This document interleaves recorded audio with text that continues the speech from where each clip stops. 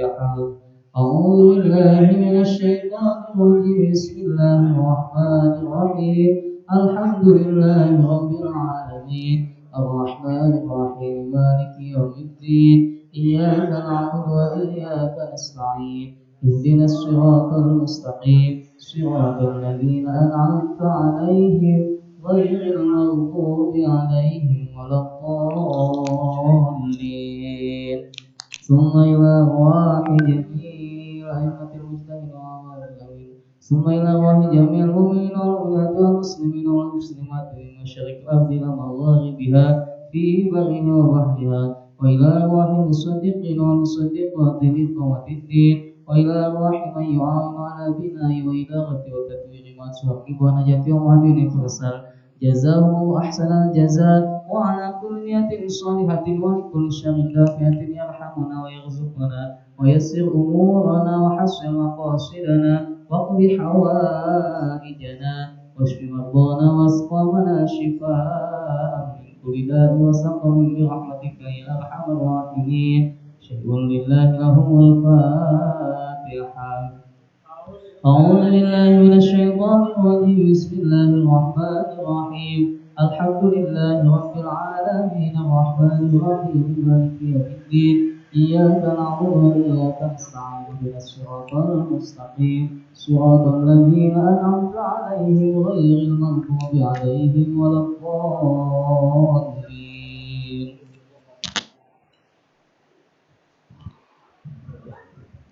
Assalamualaikum warahmatullahi ta'ala wabarakatuh. Bismillah, alhamdulillah, wassalatu wassalamu ala rasulillah wa ala alihi wasahbihi wa ala amma ba'd. Uhabli wa haba iman hikmatan wa rizqi ya razaqtum musahillah an-alikul mulki hadirin wa hadirat abadan adrikni. Sebelum mulai mengkaji kitab Jazariyah, seperti biasa kita baca sholawat Quraniyah dulu. Salatullahi wa salam ala man uhiyal Qur'an wa ahli baitihil kiram wa sahbihi dhawil Qur'an. Salamullahi wa ridwan ala man 'azzamal Qur'an biqalbi khalisin wa muhibbi raghibil Qur'an.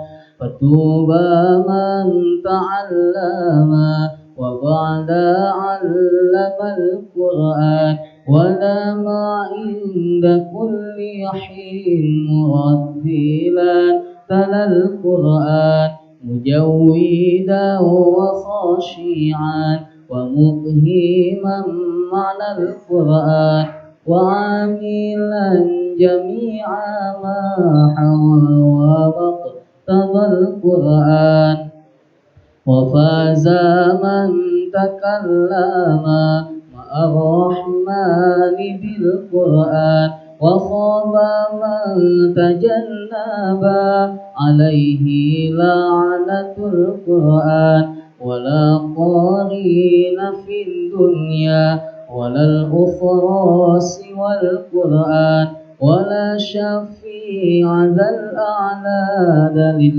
maula 'alal Qur'an. Ya, alhamdulillah. Wassalatu wassalamu ala rasulillah wa ala alihi wa ala amma ba'd. Untuk materinya sudah di-share di grup ya, bisa dilihat atau yang punya kitabnya nanti bisa dibuka. Tidak lama ya, sampai jam 9:10 atau 15.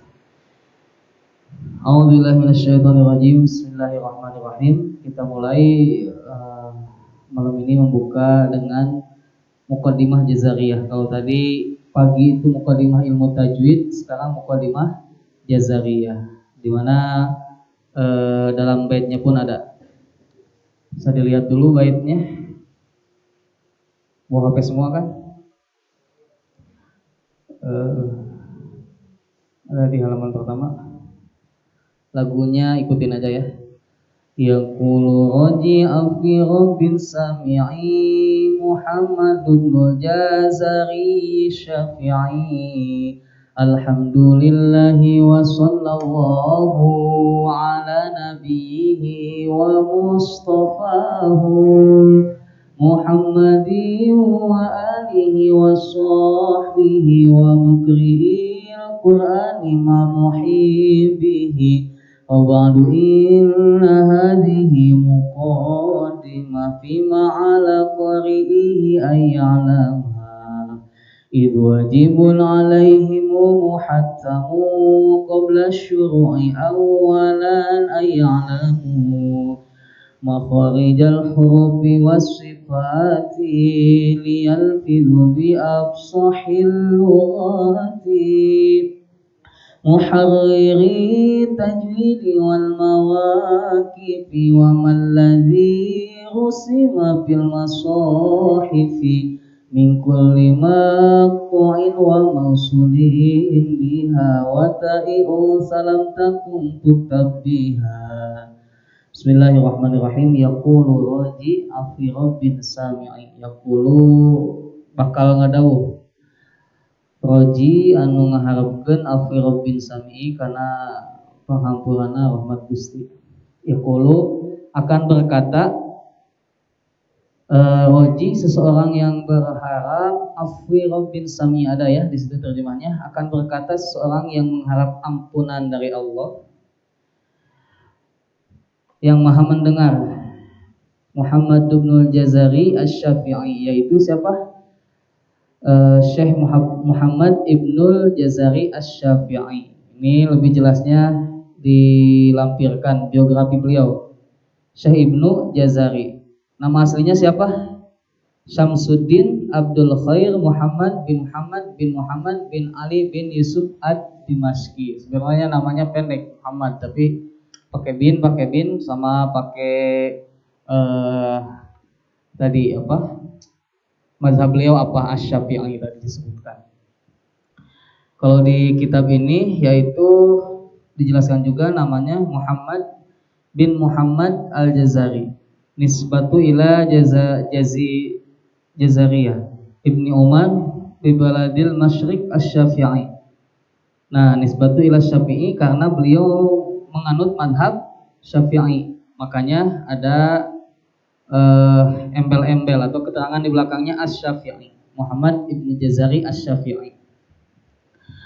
Di sini disebutkan nama lengkapnya itu Muhammad bin Idris bin Abbas bin Utsman bin Syafi' bin Sa'ib bin Ubaid bin Abdul Yazid bin Hashim bin Muthalib bin Abdi Manaf jadun Nabi sallallahu alaihi wasallam, sebagai kakeknya Nabi Muhammad sallallahu alaihi wasallam. Nah, tempat tanggal lahir di sini ada tempat tanggal lahirnya, yaitu di mana? Damaskus atau Syam, atau sekarang disebut dengan Suriah ya. Pada kapan lahirnya? Tanggal 25 Ramadan tahun 751 Hijriah atau bertepatan dengan 30 November 1350 Masehi. Nah, jadi kita kalau mumpung ini bulan Ramadan, jadi bakal kita bisa ingat bahwa kelahiran Syekh Ibnu Jazari ini yaitu tanggal 25 Ramadan tahun 751 Hijriah. Ada kisah unik dari Syekh Ibnu Jazari ini, bahwa orang tua beliau itu 40 tahun menikah tapi tidak punya anak. Kebayang nggak 40 tahun menikah, sudah ikhtiar mungkin tapi belum punya anak. Ketika tahun ke-41 menikah, keduanya ini pergi haji ke Baitullah. Ketika haji, beliau minta kepada Allah dan minum air Zam-Zam. Berarti itu tahun 750. Tepat 9 bulan setelah pergi haji itu, setelah kedua orang tuanya pergi haji, maka beliau dikaruniai ini seorang anak yang pintar, yang menjadi ulama lah, ulama fenomenal. Nah, jadi menunggunya itu 40 tahun. Makanya kalau misalnya ada, mungkin di sini ada yang nonton juga ibu-ibu majelis talim atau dimanapun berada, salah satu wasilah yang menjadikan orang tua Syekh Jazari ini mendapatkan anak ketika beliau berziarah ke tanah suci dan meminta di situ meminum air Zam-Zam, maka lahirlah seorang anak yang mulia, anak yang menjadi ulama yang berkarisma ya, yang sangat fenomenal. Ini itu kisah uniknya. Jadi tahun 751 Hijriah, tanggal 25 Ramadan, tereh berarti tereh ulang tahunnya. Tereh Muludan ya Syekh Al-Jazari, atau bertepatan dengan 30 November 1360 Masehi. Keunggulannya atau prestasinya apa? Di sini disebutkan prestasi atau keunggulan Syekh Al-Jazari ini 13 tahun sudah hafal Al-Qur'an. 13 tahun. Orang masih kene naon ngadu kaleci meureun atau naon. Ieu 13 tahun tos hafal Al-Qur'an. 14 tahun sudah dipercaya menjadi imam sholat taraweh, imam sholat berjamaah, sudah dipercaya menjadi imam sholat 14 tahun. Usia 18 tahun beliau telah mampu menuliskan sebuah kitab yang berjudul At-Tamhid fi Ilmi Tajwid, masih tentang ilmu tajwid, tahun 769 Hijriah. Ketika 18 tahun ya, kita 18 tahun baru kuliah ya, sekitar itulah, atau lulus SMA mungkin. Nah, Syekh Al-Jazari ini 18 tahun sudah mampu menuliskan sebuah kitab. Ini ada hikmah bagi kita ya. 13 tahun sudah hafal Quran, 14 tahun mampu imam sholat, 18 tahun menulis kitab. Usia ke-24 tahun beliau mendapatkan ijazah sebagai mufti dalam madhab Syafi'i. Nah, oleh siapa? Oleh Al-Hafiz Ibnu Katsir atau Imam Ibnu Katsir. Tafsirnya apa? Tafsir Ibnu Katsir. Nah, jadi beliau sudah dipercaya usia 24 tahun. Berarti seusia saya mungkin. Kelahiran 96, tahun ini berarti menginjak 24 tahun. Nah, ketika usia 24 tahun sudah mendapatkan ijazah sebagai mufti. Mufti itu apa? Pemberi fatwa atau orang yang berhak mengeluarkan fatwa dalam mazhab Syafi'i. Nah, ini keunggulan beliau 13 tahun, 14 tahun, 18 tahun, 24 tahun. Nah, ini bagaimana cara mendidiknya ya? Wallahu alam ya. Ini sudah takdir dan mungkin orang tuanya yang hebat sehingga mampu melahirkan Syekh Ibnu Jazari ini. Terus wafatnya kapan? Wafatnya tanggal 5 Rabiul Awal tahun 833 Hijriah. Nah, ini sekilas tentang biografi ya. Biografi Syekh Ibnu Jazari. Banyak yang berdebat tentang apakah kitab ini diawali dengan bismillah atau langsung yaqulu. Nah, ini banyak yang berdebat. Ada yang menyebutkan bahwa memang kitab ini diawali dengan bismillah. Tapi ada yang menyebutkan kitab ini tidak diawali dengan bismillahirrahmanirrahim. Tapi kebanyakan menyebutkan diawali dengan bismillahirrahmanirrahim. Karena kan banyak hadis ketika tanpa diawali dengan bismillah maka gugur, maka terputus. Nah, itu yang jadi polemiknya. Selanjutnya apalagi? Itu biografinya, nanti bisa dicari-cari lagi di internet banyak. Langsung saja. Alhamdulillahi, segala puji bagi Allah. Wassallallahu, jeung mugi maparinan rahmat saha Allah Gusti Allah ala nabihi ka nabina Allah wa mustafahu anu janten manusia pilihan Muhammadi wa alihi, tegasna Kanjeng Nabi Muhammad, wa alihi ka para keluargina Kanjeng Nabi, wa sahbihi jeung sahabat-sahabatna, wa mukril Qur'ani jeung naon mukri teh anu ngajarkeun kana Al-Qur'an, ma muhibbihi sarta anu mencintai kana eta Al-Qur'an. Nah, di halaman genep dijelaskan Syekh Ibnu Jazari memulai dengan memberikan pujian kepada Allah Subhanahu wa taala. Di kitab-kitab banyak disebutkan bahwa puji itu ada berapa? Ada 4. 1 puji qadim ala qadim, puji Allah. Yang kedua, puji qadim ala hadis, puji Allah kepada makhluknya. Yang ketiga, puji hadis ala qadim, puji makhluk kepada Allah. Yang keempat, puji hadis ala hadis. Nah, ini 4 puji yang diklasifikasikan oleh para ulama. Jadi ini harus hafal nih. Biasanya ini pelajaran dasar di mukadimah kitab dijelaskan. Alhamdu ari sadayana puji anu opat, naon puji anu opat teh ulah sampai urang kata apal. Kahiji puji qadim ala qadim, puji qadim ala hadis, puji hadis ala hadis, puji hadis ala qadim, atau puji qadim li qadim ayali aya ala. Itu puji. Nah, selanjutnya wasallallahu Syekh Al-Jazari ini setelah menyebutkan puji, maka beliau membacakan ya di sini. Yang pertama kepada nabinya, wassallallahu ala nabiyhi. Yang kedua kepada keluarganya, Muhammadi wa alihi. Yang ketiganya, yang keempat kepada muqri'il Quran, yang mengajarkan Al-Quran, ma'muhibbihi, mencintai Al-Quran itu. Nah, jadi dalam mukadimah ini Syekh Al-Jazari menjelaskan tentang bahwa beliau mengucapkan sholawat kepada Nabi, Ahlul Bait, sahabat, muqri'il Quran, dan muhibbi. Sholawat bila datang dari Allah artinya apa? Rahmat dan maghfirah.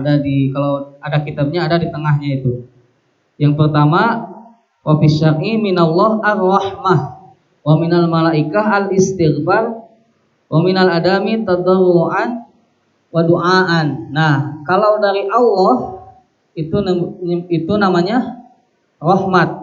Kalau dari malaikat namanya istighfar, permohonan ampun. Sedangkan kalau sholawat dari makhluk atau dari manusia itu disebutnya ad-du'a, yaitu doa. Nah, ketika kita membaca sholawat itu seakan-akan kita mendoakan kita sendiri. Bukan berarti Kangjeng Nabi butuh doa kita misalnya, tapi kita mendoakannya itu supaya kembali ke kita sendiri itu. Itu. Yang pertama tadi Kangjeng Nabi sudah. Yang kedua Ahlul Bait. Siapa Ahlul Bait? Ada di situ, yaitu keluarga Nabi yang tidak berhak menerima zakat atau sedekah. Iya, keluarga Nabi Muhammad SAW itu Ahlul Bait. Kalau zaman sekarang kan lebih dikenal Ahlul Bait itu Habib, ya disebutnya Habib, atau perempuannya apa? Sayyidah, nah gitu. Nah, itu Ahlul Bait. Tadi Syekh Al-Jazari mengucapkan salawat kepada Nabi, yang kedua ke Ahlul Bait. Yang ketiga kepada siapa? Sahabat Nabi, pada sahabat Nabi. Siapa sahabat Nabi itu? Yaitu orang yang pernah berjumpa atau hidup sejaman dengan Kangjeng Nabi Muhammad, walau hanya sekali dalam keadaan muslim dan wafat juga dalam keadaan muslim. Jadi itu syaratnya. Berjumpa dengan Kangjeng Nabi tapi tidak muslim berarti bukan sahabat. Berjumpa dengan Kangjeng Nabi tapi muslim, maka dia disebut sahabat. Meskipun satu kali jumpaan, misalnya ada seorang manusia berjumpa dengan Nabi lalu dia memang seorang muslim dan wafat dalam keadaan muslim, maka dia disebut sahabat.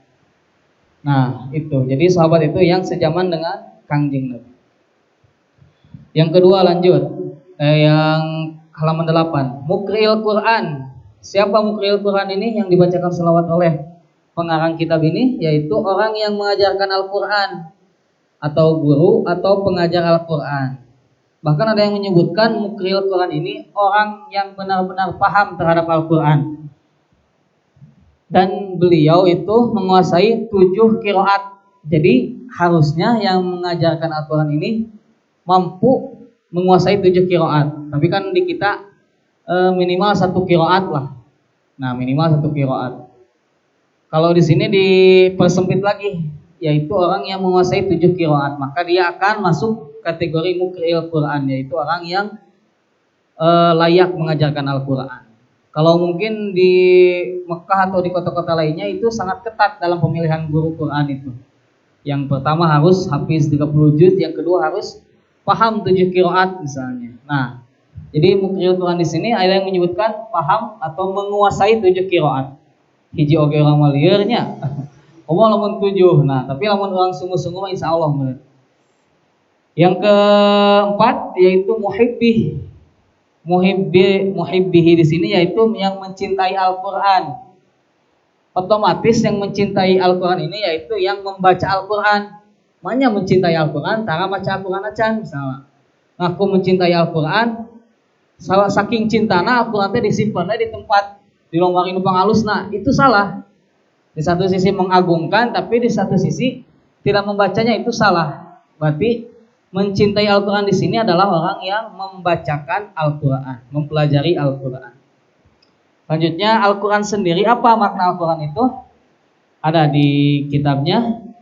Al-Qur'an yaitu al-kalamu al-munazzilu ala Muhammad sallallahu alaihi wasallam, atau kalamullah yang diturunkan kepada Kanjeng Nabi Muhammad sallallahu alaihi wasallam, yang lafadznya berupa mukjizat, yang membacanya menjadi ibadah, yang sampai kepada kita semua secara mutawatir, yang tertulis pada mushaf-mushaf dari awal surat Al-Fatihah sampai akhir surat An-Nas. Nah, ulah sampai kita tidak tahu pengertian Al-Qur'an acan, misalnya ada yang nanya, apa arti Al-Qur'an? Al-Qur'an teh misalnya taunya hanya sebatas wahyu. Minimal kita tahu pengertian itu dari satu pendapat, tahu definisi itu dari satu ulama atau dari satu ahli. Di sini ada yang menyebutkan kalamullah yang diturunkan kepada Nabi Muhammad, yang lafadznya berupa mukjizat, yang membacanya akan menjadi ibadah, sampai kepada kita secara mutawatir, tertulis pada mushaf-mushaf dari awal surat Al-Fatihah sampai akhir surat An-Nas. Itulah pengertian Al-Qur'an. Lanjut, paham kan sampai situ? Ini masih muqaddimah. Wa ba'du inna hadhihi muqaddimah fima ala qarihi ayya'lama. Wa ba'du inna hadhihi muqaddimah. Kemudian setelah muqaddimah itu, inna hadhihi muqaddimah, sesungguhnya kitab ini merupakan muqaddimah atau permulaan. Jadi ada muqaddimah jazariyah, ada syarah jazariyahnya. Ini merupakan muqaddimahnya. Muqaddimahnya juga udah panjang ya, apalagi syarahnya. Nah, yang berisi mengenai apa-apa yang wajib dipelajari oleh para pembaca Al-Qur'an. Apa saja yang wajib dipelajari? Nanti dijelaskan. Idh wajibun alaihimu muhattamu qabla syuru'i awalan ayya'lamu. Maka wajib secara mutlak bagi para pembaca Al-Qur'an sebelum mereka memulai membaca Al-Qur'an itu apa? Hendaklah mereka terlebih dahulu memahami tentang konsep atau teori-teori tentang ilmu tajwid ini, khususnya yang ada dalam jazariyah ini. Nah, wajib secara mutlak bagi siapa saja yang akan membaca Al-Qur'an, sebelum mereka memulai membaca itu wajib terlebih dahulu itu memahami konsepan-konsepannya. Nah, tapi ini jangan sampai disalahartikan karena kita tidak memahami teorinya, jadi kita nggak baca Al-Qur'an. Nah, jangan sampai diartikan seperti itu. Al-Qur'an tetap dibaca, tapi teori-teorinya juga tetap dipelajari gitu. Jangan sampai karena kita tidak ada guru, tidak ada media untuk mempelajari ilmu tajwid ini, maka membaca Al-Qur'annya jadi malas. Jangan sampai seperti itu. Karena Rasulullah pernah bersabda, orang yang terbata-bata dalam membaca Al-Qur'an pun mendapat pahala gitu. Nah, kalau kita tidak mempelajarinya, tidak membacanya, itu dosanya double. Makanya kewajibannya itu yang pertama membaca Al-Qur'an, juga mempelajari ilmu tajwidnya. Itu yang menjadi kewajibannya. Wa ba'du, setelah membaca bismillah, alhamdulillah, salawat beserta salam tadi, kitab ini akan membahas yang pertama apa ini teh? Kita akan membahas kitab Jazariyah ini yang pertama karena apa? Karena merupakan kitab yang sangat fenomenal dan menjadi sumber rujukan. Tadi pagi disebutkan sebagai rujukan tajwid, yaitu yang utama Jazariyah dan Tuhfatul Atfal. Nah, kalau orang yang pondok belum pernah mengkaji dua itu sangat terlaluan ya, Tuhfatul Atfal dan Jazariyah. Karena itu menjadi sumber utamanya. Yang kedua, berisi tentang pokok-pokok pembelajaran tajwid dari dasarnya, dari dasar. Karena Jazariyah dimulai dari makharijul huruf, sifatul huruf. Tuhfatul Atfal dimulai dari nun mati dan tanwin, mim mati, gunnah dan yang lainnya. Itu merupakan dasar-dasarnya. Nanti di sini juga ada pembahasan yang lebih jauhnya tentang misalnya hamzah wasol, hamzah koto, nanti dibahas. Yang ketiga, maka wajib secara mutlak bagi pembaca Al-Qur'an sebelum mereka mulai membaca Al-Qur'an, hendaklah terlebih dahulu memahami isi dari kitab ini. Nah, ini dipersingkat saja. Makharijal hurufi was-sifati liyalfidhu bi absahil lughati muharriri tajwidi wal mawaqifi wa man ladzi rusima fil masahifi. Makharijal hurufi was-sifati yaitu tempat yang dibahas di sini, yaitu tempat-tempat keluarnya huruf, was-sifati dan sifat-sifatnya. Jadi tempat keluar itu dari mana? Kalau sifatnya itu bagaimana? Liyalfidhu bi absahil lughati, yaitu tentang lafaz-lafaz supaya fasih dalam membacanya, agar mereka bisa mengucapkan huruf demi huruf dengan bahasa yang paling fasih, yaitu menguasai dan mampu menerapkan kaidah-kaidah tajwid, juga kaidah-kaidah waqaf, serta cara berhenti dan memulai membaca Al-Quran dengan baik dan benar, serta memahami apa yang tertulis pada mushaf Usmani. Di sini juga disebutkan di kitabnya mushaf yang dipakai itu mushaf Usmani. Nah, agar bisa mengucapkan dengan fasih dan benar itu harus bagaimana? Maka ada di halaman 12 ada 4 hal yang harus dipelajari. Yang pertama, makharijul huruf, yaitu tempat keluarnya huruf. Yang kedua, sifatul huruf, sifat-sifat huruf atau karakteristik huruf. Yang ketiga, ada mad wal qasr, yaitu panjang dan pendeknya huruf. Jadi nanti jangan sampai salah, yang pendek dipanjangkan, yang panjang dipendekkan. Yang keempat, waqfu wal ibtida, cara berhenti dan cara memulai. Nanti waqaf itu ada 4 misalnya, ada waqaf tam, ada waqaf kafi, ada waqaf jaiz, ada waqaf apalagi satu lagi qabih. Nah, ibtida juga, memulai juga bisa seperti itu. Ada ibtida tam, ada ibtida kafi, ada ibtida qabih. Kita memulai dari mana itu bisa jadi qabih, bisa jadi tam, bisa jadi jaiznya. Itu harus dipelajari. Yang pertama makharijul huruf, harus diingat nih. Yang pertama makharijul huruf, yang kedua sifatul huruf, yang ketiga mad wal qasr, yang keempat waqfu wal ibtida. Nah, itu hal-hal yang harus dipelajari dalam ilmu tajwid. Terakhir baitnya, min kulli maqtu'in wa mausulin biha wa ta'i'un salam takun tuktabbiha, yaitu dari mulai mengenai 2 kata yang tertulis disambung atau terpisah, juga mengenai penulisan huruf ta tanis, yaitu huruf ta yang digunakan untuk menunjukkan perempuan, ta tanis, at misalnya, tak sukun ya, tak yang terbuka lah, yang tidak ditulis dengan ta marbutoh. Ada ta tanis, ada ta marbutoh. Ta tanis mah yang terbuka, atau ta maftuhah, ta asli, ta yang terbuka. Ada ta marbutoh yang ketika disukunkan itu dibaca sebagai ha domir, yakni ta yang berbentuk seperti huruf H dengan 2 titik di atasnya. Padahal biasanya ta tanis ditulis dengan ta marbutoh, bukan ta maftuhah. Nah, jadi selain tadi untuk mengetahui makhraj huruf, sifatul huruf, mad wal qasr, waqf wal ibtida. Nah, ini juga untuk mengetahui huruf-huruf ketika dipisah, huruf-huruf ketika disambung. Misalnya, ketika dipisah huruf ini berarti tadi masuk makharijul huruf. Ketika disambung dalam sebuah lafaz, misalnya nun, ketika disukunkan bertemu dengan hamzah misalnya jadi izhar. Ketika nun disukunkan bertemu dengan iya jadi idgham. Nun disukunkan bertemu dengan ba jadi iqlab. Nun disukunkan bertemu dengan fa jadi ikhfa. Nah, ini jazariyah ini untuk mengetahui bagaimana cara huruf itu dibaca ketika satu saja misalnya tadi terpisah, atau ketika disambungkan. Tadi disambungkan itu seperti tadi idhar, idgham, iqlab, jadi apa hukumnya. Nah, ini yang menjadi kajian atau ruang lingkup kitab jazariyah ini. Itu mungkin untuk pembahasan muqaddimah ini. Paham mungkinnya sampai sini?